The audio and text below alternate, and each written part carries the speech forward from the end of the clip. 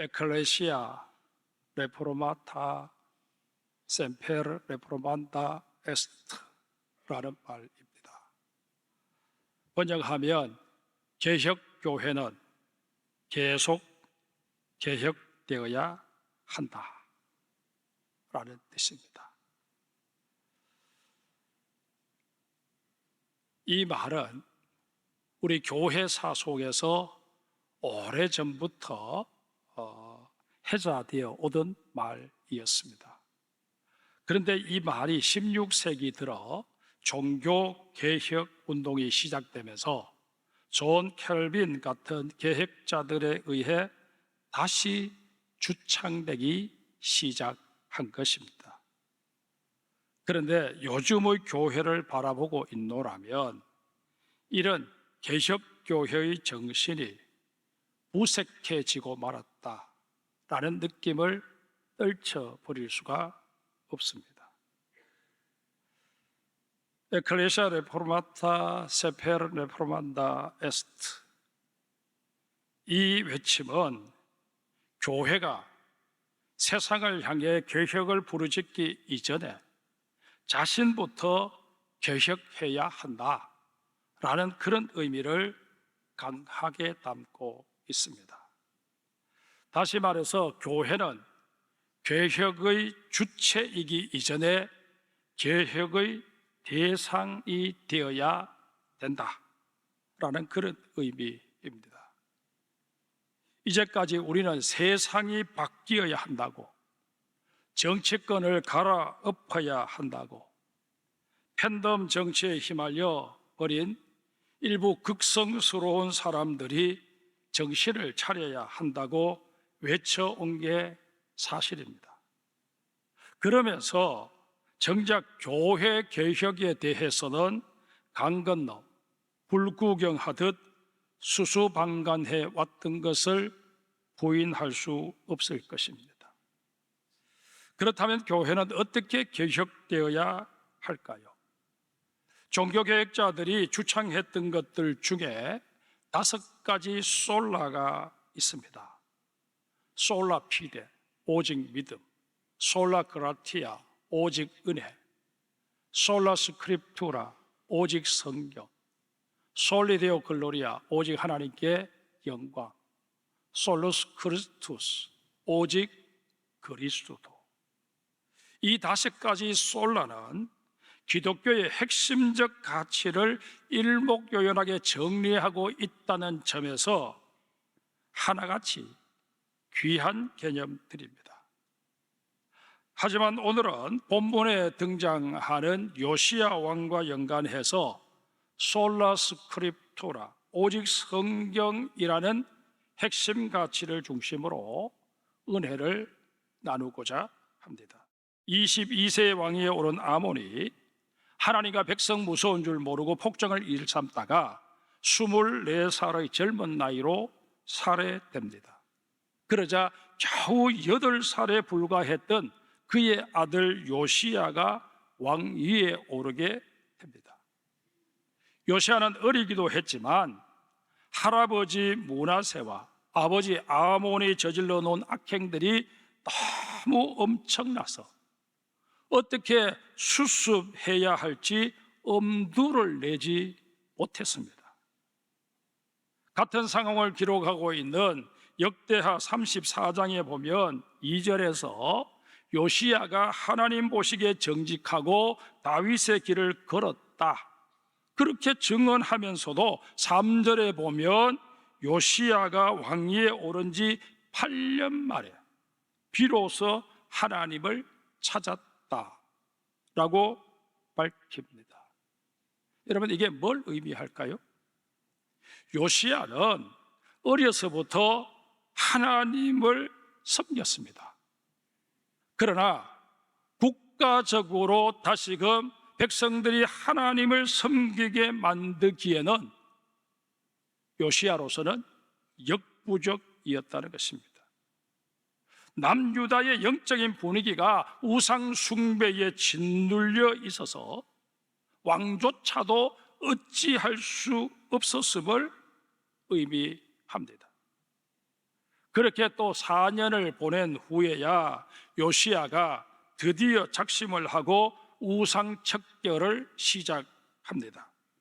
역대하 34장 3절 중간부터 4절까지 우리 같이 읽겠습니다.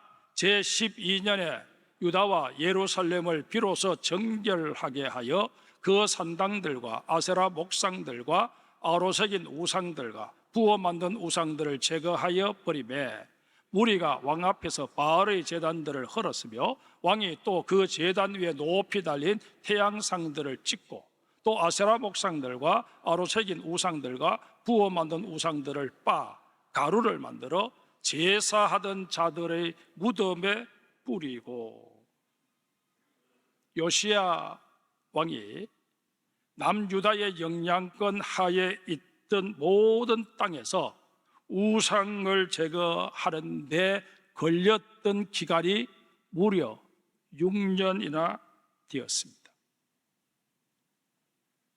힘들고 어려운 과정이었지만 요시야는 그 일을 다 마무리한 후에 곧 이어서 성전 청결 작업을 시작합니다.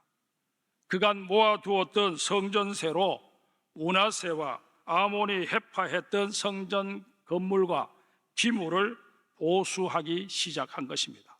그런데 그 과정에서 대제사장 hil기야가 숨겨져 있던 율법책을 발견하게 됩니다. 성전을 해파하는 일까지 스스럼 없이 저지르는 왕이라면 율법책을 훼손할 게 뻔하다, 그렇게 판단했던 누군가가 은밀하게 율법책을 보존하기 위해 숨겼을 것으로 추측이 됩니다. 그렇게 숨겨져 있던 그 율법책이 발견되면서 서기관 사반이 요시야 앞에서 율법책을 낭독합니다. 그 율법책을 듣는 순간 요시야 왕은 자신의 옷을 찢으며 비통해합니다. 율법서에 적힌 그 말씀에 비추어 볼 때 자신을 위시해서 남유다의 백성들이 얼마나 하나님의 뜻에 반하는 삶을 살아왔는지 뼈저리게 깨달은 것입니다. 그리고 지금 남유다가 이런저런 외세에 의해서 어려움을 겪고 있는 것이 바로 하나님을 떠난 연고다, 하나님의 징계다, 그렇게 생각하니 더 두렵고 정말 어떻게 해야 할지 방법을 찾을 수가 없어서 절망한 것입니다. 이제 우리도 하나님께서 우리에게 주신 말씀에 우리의 삶을 비추어 보아야 합니다. 16세기 종교개혁자들이 부패하고 타락한 중세의 교회를 개혁하기 위해 솔라 스크립투라, 오직 성경을 외칠 수밖에 없었던 그때의 상황과 작금의 한국교회가 만들어내는 상황을 비교해 볼 때, 우리가 그리스도인이라는 이름은 가졌지만 세상을 살아가고 있는 우리 자신들의 모습을 비교해 볼 때 그 중세 시대의 종교 지도자들이나 성도들과 비교해서 다를 게 뭐가 크게 있느냐 하는 것입니다. 무슨 얘기인지 좀 더 구체적으로 이제 말씀을 드리겠습니다. 요시야 왕은 사람들을 보내어 여선지자 훌다에게 성경에 기록된 내용이 무슨 의미인지 구체적으로 묻습니다. 성경학자들은 요시야가 사람을 보내 훌다에게 물었던 부분이 신명기 28장 20절 이하였으리라 추정합니다. 이 부분은 불순종한 자가 받게 되는 저주에 관한 내용입니다. 거기에 보면 하나님의 명령에 불순종하고 하나님에게서 등을 돌린 자는 온갖 질병에 노출될 것이며 재앙이 끊이지 않을 뿐더러 전쟁에서도 패하게 될 것이라는 그런 내용이 기록되어 있습니다. 그에 더하여 이스라엘 백성들은 영적으로 심리적으로 방향 감각을 잃고 헤매게 될 것이고 결국에는 파멸의 고통을 맛보게 될 것이다 라는 내용까지 언급되어 있습니다. 그런데 문제는 이런 저주가 이스라엘 백성들에게만 국한된 게 아니라는 사실입니다.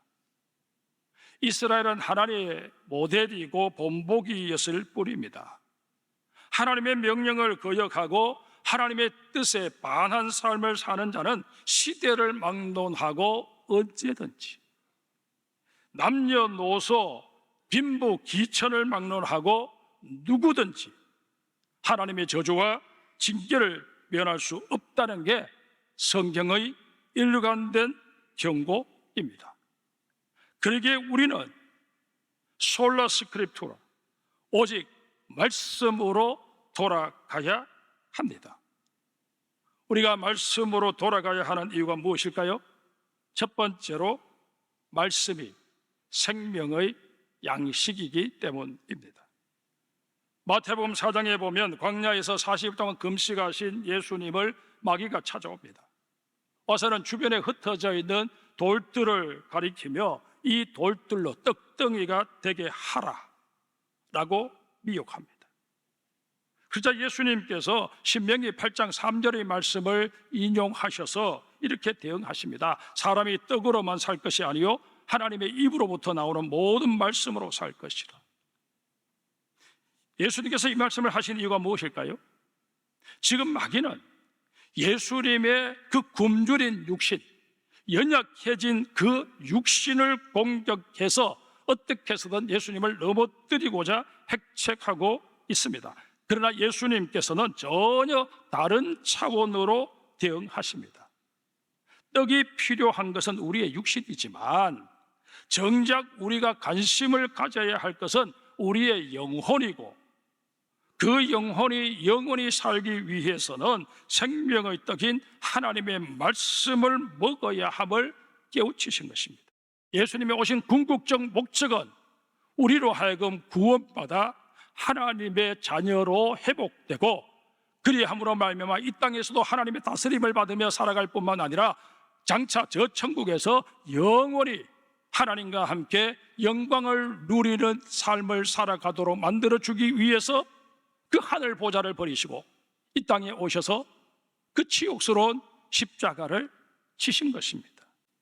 우리는 이 사실을 망각해서는 결코 아니 됩니다. 그러기에 신앙생활을 통해서 무언가 현실적인 문제 몇 가지를 해결하는 것으로 내 신앙의 목적을 삼아서는 결코 아니 됩니다. 물론 그것도 하나님의 은혜로 해결함을 받아야 할 때가 있습니다. 그러나 그것은 하나님이 살아계시고 하나님이 나를 사랑하신다는 하나의 단적인 증거일 뿐이지, 그게 내가 얻을 궁극의 어떤 선물은 아닙니다. 하나님의 은혜는 나의 영생, 나의 구원과 직결되어 있음을 잊어서는 아니 될 것입니다. 여러분, 베드로전서 1장 23절을 한번 볼까요? 우리 같이 읽겠습니다. 너희가 거듭난 것은 썩어질 씨로 된 것이 아니요 썩지 아니할 씨로 된 것이니 살아있고 항상 있는 하나님의 말씀으로 되었느니라. 여기서 말씀하시는 썩어질 씨는 이 육신을 지탱하는 데 필요한 모든 것을 말합니다. 주로 의식주와 관련된 것들입니다. 반면에 썩지 아니할 씨는 하나님의 말씀입니다. 하나님의 말씀은 우리를 born again, 새로 태어나게 합니다. 우리를 다시 태어나게 한 말씀은 우리에게 성령으로 인을 쳐줍니다. 우리가 하나님의 것임을 확증해 주는 것입니다. 그리고 우리를 자라게 합니다. 어디까지요? 그리스도의 장성한 분량에 이르게까지 자라게 합니다. 아모스 8장 11절 이하에 뭐라고 말씀하십니까? 주 여호와의 말씀이니라. 보라, 날이 이를지라 내가 기근을 땅에 보내리니 양식이 없어 주림이 아니며 물이 없어 가람이 아니요 여호와의 말씀을 듣지 못한 기갈이라. 사람이 이 바다에서 저 바다까지 북쪽에서 동쪽까지 비틀거리며 여호와의 말씀을 구하려고 돌아다녀도 얻지 못하리니 그날에 아름다운 처녀와 젊은 남자가 다 갈아여 쓰러지리라. 여러분, 내 세계에는 적어도 이런 비극이 임하지 않도록 우리는 생명의 말씀, 영혼의 양식인 말씀으로 돌아가야 합니다. 무엇을 먹을까, 무엇을 마실까, 무엇을 입을까, 그것만이 나의 관심사가 아니라 정말 살아있고 생명력 있는 하나님의 말씀을 통해서 내가 어떻게 인도함을 받고 어떻게 마음의 평안을 누리며 살아갈 것인가 하는 것이 여러분과 저의 더 큰 관심거리가 되어야 한다 하는 사실을 명심하는 우리 장성의 모든 성도들이 되시기를 주님의 이름으로 축복합니다. 하나님의 말씀으로 돌아가야 하는 두 번째 이유는 말씀 속에 나를 변화시키는 놀라운 능력이 있기 때문입니다. 하나님의 말씀은 일단 나 스스로 자신을 정확하게 볼 수 있도록 나의 실체를 생선살 바르듯이 다 발라 놓습니다. 우리 히브리서 4장 12절 13절 같이 읽겠습니다. 하나님의 말씀은 살아있고 활력이 있어 좌우의 날선 어떤 것보다도 예리하여 혼과 영과 및 관절과 골수를 찔러 쪼개기까지 하며 또 마음의 생각과 뜻을 판단하나니 지으신 것이 하나도 그 앞에 나타나지 않음이 없고 우리의 결사를 받으실 이의 눈앞에 만물이 벌거벗은 것 같이 드러나느니라. 우리는 너나 할 것 없이 본능적으로 자신을 합리화하고 미화하려는 경향이 없지 않습니다. 합리화하기도 어렵고 미화하기도 어려운 그런 우리의 어떤 약점들은 감추려고 시도합니다. 그러나 하나님의 말씀은 이런 본능을 단호하게 거부합니다. 나를 있는 그대로 발가벗겨 놓습니다. 위선이나 가식이 더는 필요하지 않도록 만들어 버린다는 것입니다. 그러나 말씀은 우리를 발가벗겨서 창피하게 만드는 목적이 있는 게 아닙니다. 우리 디모데후서 3장 16절 17절 한번 볼까요? 모든 성경은 하나님의 감동으로 된 것으로 교훈과 책망과 바르게 함과 의로 교육하기에 유익하니 이는 하나님의 사람으로 온전하게 하며 모든 선한 일을 행할 능력을 갖추게 하려 함이라. 아멘. 자신의 적나라한 모습을 보고 소스라치게 놀란 사람만이 진심으로 회개하기 마련입니다. 이게 선행되지 못하면 우리는 몸에 묻은 오물이나 흉터를 가리고자 화장을 하고 옷을 끼어 입는 것과 다를 바 없습니다. 평생 눈 감고 아웅하는 식으로 인생을 살게 되는 것입니다. 이건 올바른 모습이 아닙니다. 성경적인 삶의 모습도 아닙니다. 우리가 사람을 상대할 때는 임기응변으로 얼마든지 피해갈 수 있습니다. 속일 수도 있습니다. 그러나 하나님 앞에서는 그럴 수 없습니다. 그러기에 하나님의 말씀으로 돌아가 그 말씀이 점점 더 나를 온전한 모습으로 바꾸어 갈 수 있도록 해야 합니다. 내가 성경을 읽는 것이 아니라 성경이 나의 생각도 나의 가치관도 나의 우선순위도 나의 생활 패턴도 다 읽어버림으로 말미암아 그 말씀 앞에 온전히 노출되는 나 자신을 발견하게 되어야 된다는 것입니다. 여러분, 성경을 1독했다 10독했다 100독했다 하는 게 중요한 것이 아니라 그 성경이 내 마음에 부딪혀서 내가 그 성경 앞에 무너져 내리는 그런 체험을 해야만 하는 것입니다. 여러분, 이런 변화는 그 어떤 책에서도 그 어떤 학교나 학위 과정에서도 또 어떤 사회 경험이나 경력 쌓기로 이루어낼 수 없습니다. 오직 살아계신 하나님의 말씀으로만 가능합니다. 세 번째로 말씀은 강력한 무기입니다. 에베소서 6장 13절에 보면 바울이 우리 그리스도인들에게 하나님의 전신갑주를 입어라 그렇게 권면하면서 14절부터는 전신갑주가 어떻게 구성되어 있는지 나열해 줍니다. 한번 볼까요? 진리의 허리띠, 의의 호심경, 복음의 신, 믿음의 방패, 구원의 투구, 그리고 성령의 검, 곧 하나님의 말씀입니다. 그런데 여기서 특별히 우리가 관심을 가져야 할 게 하나 있습니다. 그것은 바로 성령의 검을 하나님의 말씀과 동일시했다는 것입니다. 이유가 무엇일까요? 사실 우리 스스로는 마귀를 대적해서 이길 수 없습니다. 마귀는 우리의 힘으로도 안 되고 능으로도 안 되고 오로지 하나님의 영으로만 이길 수 있습니다. 마귀를 대적할 때는 무조건 성령님을 앞세워야 합니다. 그런데 우리를 대신해 싸우시는 성령님께서 어떻게 싸우시느냐 하면 말씀으로 싸우십니다. 앞서도 말씀을 드렸지만 성령님께 이끌려 광야로 나가셨던 예수님께서 40일 동안 금식하시며 공생애를 준비하셨습니다. 그때 마귀가 찾아옵니다. 마귀는 공적인 사역을 시작하시는 예수님을 발목 잡고자 3가지로 유혹합니다. 그때 예수님과 함께 계시는 성령님께서 예수님의 입에 하나님의 말씀을 담아 주십니다. 성부, 성자, 성령 이 삼위일체 하나님이 마귀를 대적했다, 그렇게 보아야 한다는 것입니다.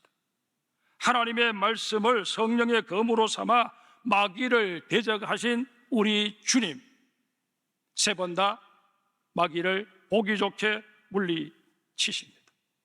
간혹 보면 우리는 성령의 능력을 무슨 신비한 체험 정도로 생각을 합니다만은 사실상 그렇지 않습니다. 물론 성령님은 우리에게 신비한 체험도 하게 하십니다. 그러나 더 보편적인 성령님의 역사는 말씀을 통해서 이루어집니다. 마귀가 찾는 먹잇감이 어떤 유형의 사람들일까요? 여러 유형이 있겠지만은 그 모든 유형의 사람들이 갖는 공통점이 하나 있습니다. 바로 말씀에 불순종한다는 것입니다. 말씀에 불순종하는 까닭에 믿음에서 떨어지고 교만해지고 어리석은 자로 전락해버리고 마는 것입니다. 반면에 마귀가 무서워하는 사람이 누구일까요? 마귀는 몇 대째 예수 믿는 집안의 후손이라고 해서 무서워하지 않습니다. 집안에 목사, 장로, 권사가 수두룩하다고 해서 무서워하지도 않습니다. 마귀는 성령 충만한 사람을 무서워합니다. 마귀는 말씀으로 무장된 사람을 무서워합니다. 하나님께서는 말씀을 생명의 양식으로 우리에게 주셨습니다. 나의 삶 자체를 완전히 바꿔놓을 능력으로 주셨습니다. 그리고 악한 마귀를 대적하는 무기로 하나님의 말씀을 우리에게 주셨습니다. 그러기에 여러분, 하나님의 말씀은 늘 내 곁에 두어야 합니다. 가능하면 자고를 그대로 암기하지는 못한다고 할지라도 그 하나님의 말씀의 흐름을 파악해서 그 말씀의 내용들을 내 머릿속에 담고 내 가슴에 새길 수 있어야 합니다. 그래서 삶의 순간순간 마귀가 유혹해 올 때 그 말씀을 가지고 마귀를 대적할 수 있는 그런 하나님의 사람들이 되어야 할 것입니다. 말씀을 맺습니다.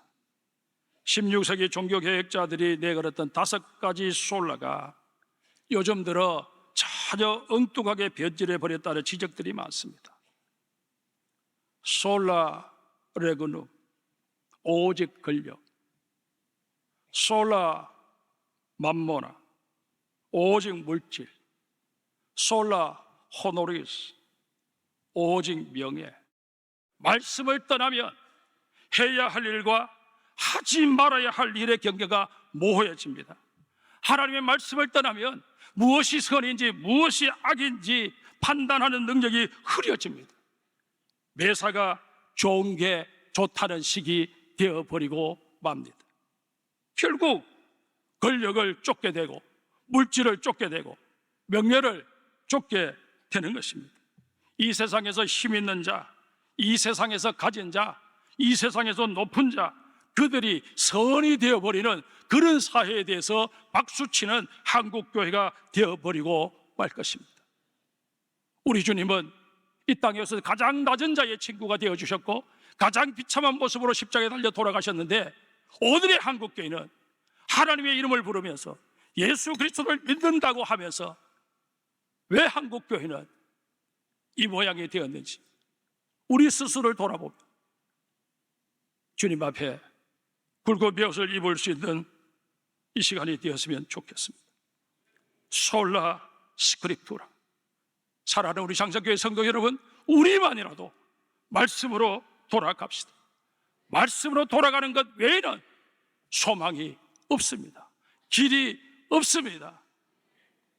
이 사실을 깊이 명심하시고 정말 누구를 비난하는 것이 아니라 정말 하나님 나의 잘못입니다, 내가 해야 합니다, 주여 나를 용서하여 주옵소서, 우리 장성교회를 용서하여 주옵소서, 한국교회를 용서하여 주옵소서 기도할 수 있는 우리 모두가 되어야 할 것입니다.